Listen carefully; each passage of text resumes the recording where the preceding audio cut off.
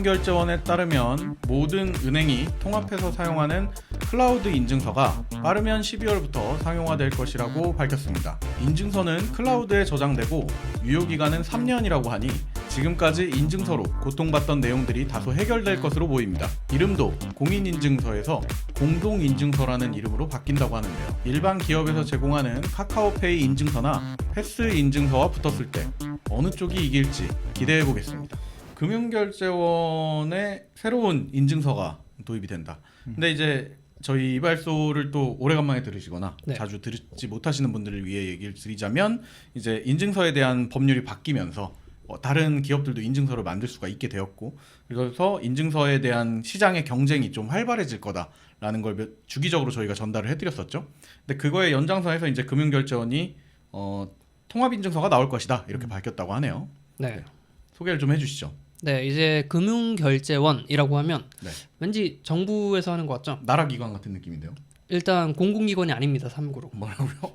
공공기관이 아니고 대신에 비영리기관이라고 보시면 될 것 같아요. 네네네. 이제 금융결제원이랑 뭐 라이벌이다 이렇게 꼽히는 게 민간의 카카오페이나 패스 같은 곳이 있는데 거기 영리기관이죠. 그렇죠. 네, 그래서 두 개로 나누면 이 둘의 경쟁이 어떻게 될 것이냐 이렇게 사람들이 보고 있는데 먼저 이 클라우드 금융인증서가 뭔지 설명을 드리면 그 전자서명법 개정안이란 게 통과가 됐어요.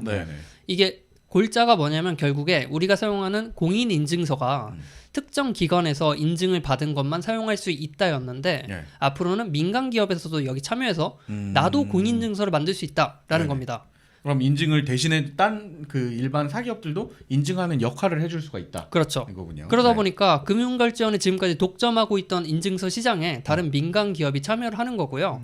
그러면 사람들이 편한 걸 쓰지 않겠습니까? 아무래도 사용하기 편한 게 왔다겠죠. 이름만 봐도 금융결제원 어렵지 않습니까? 그렇죠. 그리고 공공기관도 아니라는. 네. 그러니까 이분들이 이제 발등에 불이 떨어진 거죠. 그래서 지금까지 사용하던 공인인증서를 저희가 이제 업데이트를 하겠습니다 라고 해서 새로운 개념의 공인증서를 가져온 거고요. 드디어. 네, 이름은 이제 공동인증서라고 바꾼다고 해요. 원래 새로 사업하면 이름부터 바꾸잖아요. 그렇죠. 그 공인인증서라는 게 나라에서 지정했던 이름이 아닌가 봐요. 그냥 인증서라는 것이지. 공인인증서가 아마 제가 알기로는 법령에 명시가 되어 있던 걸로 기억을 하는데 근데 상품을 공동인증서라고 바꾼 거군요. 네. 그래서 이제 이 공동인증서의 특징이 뭐냐. 먼저 인증서를 어떤 컴퓨터에 저장하지 않고 클라우드에 보관을 합니다. 그러니까 언제 어디서든 인터넷만 된다면 공인증서, 공동인증서를 사용할 수 있는 거죠.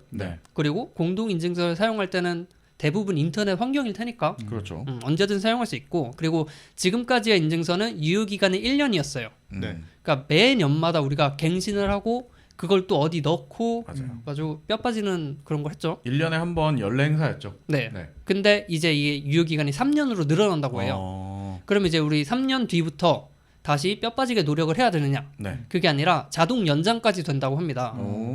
그래서 이 사람이 주기적으로 쓰고 있네? 그러면 그냥 연장해 드릴게요. 3년 이후에도 쭉 쓸 수 있습니다. 같은 개념인 거죠.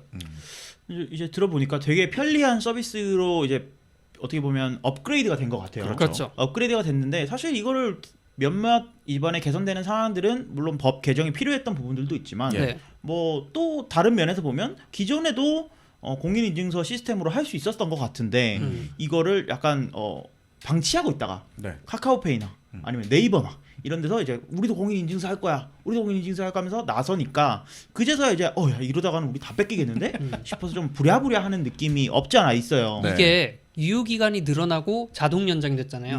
근데 보통 사람들이 유효기간을 놓치면 재발급여 받아요. 그렇죠. 그러면 가끔 돈이 듭니다. 맞아요. 5,500원. 수수료를 받기 위해 4,400원, 4,400원. 범용은 8,800원. 그래요? 네. 그래서 자동 연장은 절대 안 된다였는데 큰일이 나서 이제 바꾼 거죠. 아망도 말대로. 좋습니다. 좋은데 뭐 물론 클라우드에 저장되고 뭐 다 좋아요.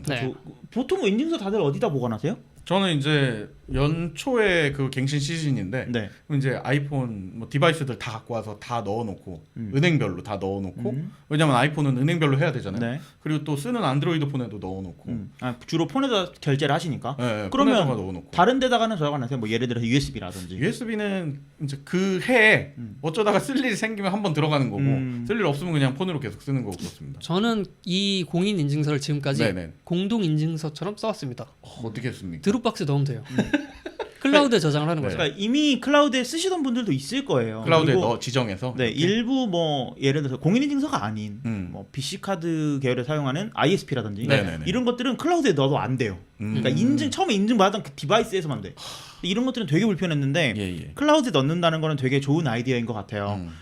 그런데 이제 이 클라우드가 뭐 나는 드랍박스 쓸 거야, 아니면 뭐 나는 네이버 클라우드를 쓸 거야, 뭐 그렇죠. 이런 분들이 계실 텐데 그렇게 다양한 클라우드를 지원하는 건 아니고 금융결제원에서 만든 클라우드에서만 되는 거죠. 그렇죠. 그러다 보니까 이거 또 뭐 뭔가 불편한 문제가 그렇죠. 생기지 그럴 수 않을까. 있지. 그리고 사실 뭐 물론 사기업이긴 하지만 네.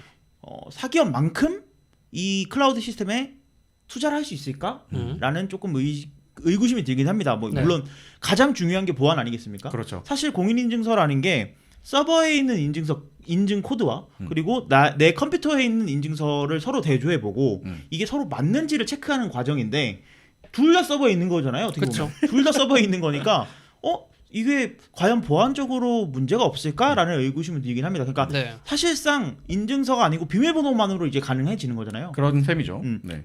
뭐 물론 모두가 바라던 세상이긴 합니다만, 뭐 물론 모두가 바라던 비밀번호만으로 결제가 이루어지고 이체가 되는 세상이긴 합니다만, 야 지금까지 공인인증서가 그렇게 중요하고 좋다고 했으면서 네. 이거를 다시 클라우드로 옮기는 게 맞는가라는 고민이 들긴 해요. 그러니까 약간 그런 느낌이죠. 애플이 네. 몇 년 동안 갑자기 터치 아이디 잘 쓰다가 여러분 사실 터치 아이디는 굉장히 보안에 취약한 솔루션이었고 이제부터 페이스 아이디를 쓰겠습니다 했던 그런 느낌이긴 한데 네. 짜잔 하고서. 네. 근데 뭐 모두가 그 페이스 아이디 이미 적응을 했잖아요. 네. 되게 편하다는 걸 알고 있는 것처럼 금융결제원이 이 시스템을 편리함에 지금까지는 보안에 몰빵한 솔루션이었다면 약간은 그 균형을 잘 잡아서 훌륭한 서비스로 자리를 잡아주셨으면 좋겠습니다. 네. 클라우드 부분 같은 경우에는 뭐 모르겠어요. 이제 나와봐야 알겠지만 무료로 하겠죠, 당연히. 다른 데랑 경쟁을 그렇게 하려면.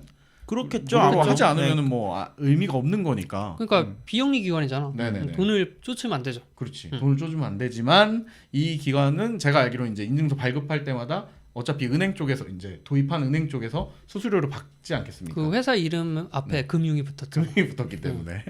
아무튼 뭐 어떤 식으로 바뀔지는 나와 봐야지 알겠지만은 네. 뭐 이렇게 설레발이 치다가 우리한테 이제 두드려 맞은 곳이 한두 곳이었겠습니까? 그렇죠. 별로였다. 우리가 두드려 맞았죠. 우리가 뭐라고 했죠? 아니요, 우리가 두드려 맞았죠. 때리지 마세요, 여러분. 뒤통수를 두드려. 그렇죠. 뒤통수를 두드려 맞은 거군요. 네.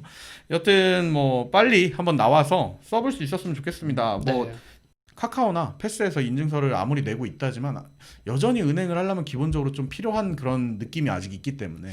요 인증서에 대한 인식이 요새 많이 바뀐 게 네. 그 코로나 시국에 이제 뭐 재난지원금이라든지 이런 걸 줄 때 왠지 외국보다 빨리 받았어 우리가. 맞아.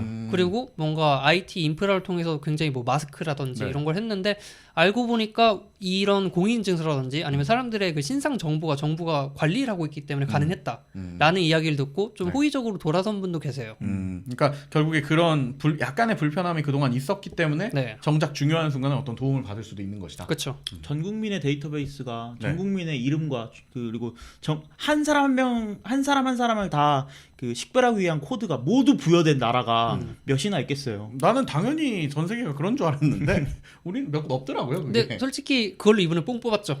그렇죠. 이번에 좀 맛 좀 봤지. 네. 딱 바다 건너서 네. 그 섬나라만 봐도 우리는 진짜 그 최첨단을 달리는 그 나라라고 생각했는데 그렇지. 좀 약간 그것도 의외였어요. 선망의 네. 대상 이렇게 볼 수도 네. 있었는데. 네, 그랬었는데 아무튼 대한민국 최고입니다. 네. 공인인증서 여기까지 하다가 여기까지 왔네. 자가발전이 국뽕 코인을 타고 있습니다. 예, 알겠습니다. 공인인증서 국뽕 코인에 걸맞는 훌륭한 발전을 하시기를 응원하고 있겠습니다. 네. 12월 10일 날 나온다고 하니까요. 12월 10일이요. 네. 기대해 보겠습니다. 네. 다음 해부터는 그럼 그걸로 받으면 되겠네요. 다음 소식으로 넘어가시죠.